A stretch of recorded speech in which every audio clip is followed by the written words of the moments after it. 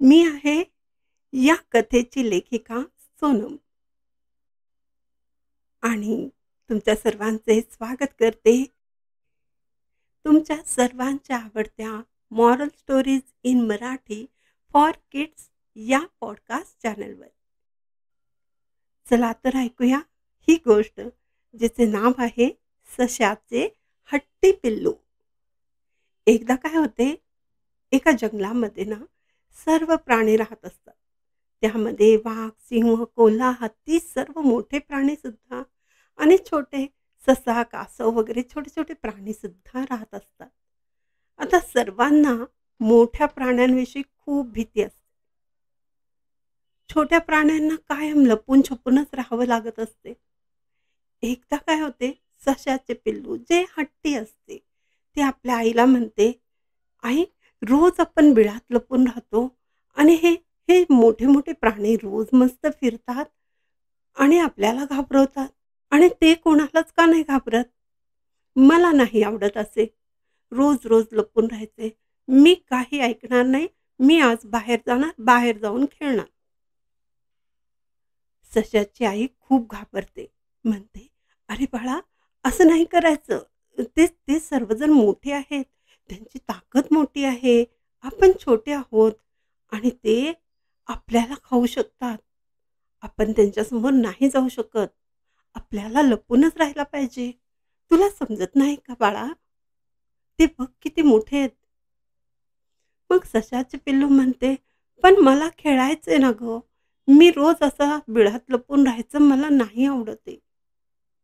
मला आज खेळायचंच आहे.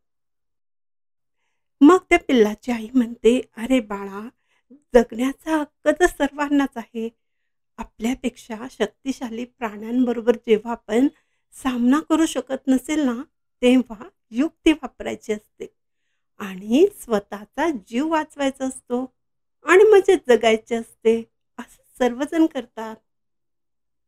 पिल्लू विचारते, पण ते कसे? आणि पिल्लाची आई छोट्या सशाला बाहेर घेऊन येते आणि ते पिल्लू खूप उड्या मारते, खूप खुश असते. आणि तेवढ्यात कोणत्यातरी मोठ्या प्राण्याचा येण्याचा आवाज येतो आणि त्या पिल्लाची आई त्याला म्हणते, बाळा, शत्रूच्या येण्याचा आवाज आहे आणि नेहमी सावध राहायचे. सर्व ठिकाणी लक्ष द्यायचे. शत्रूची चाहूल लागता आपला जीव वाचवायचा.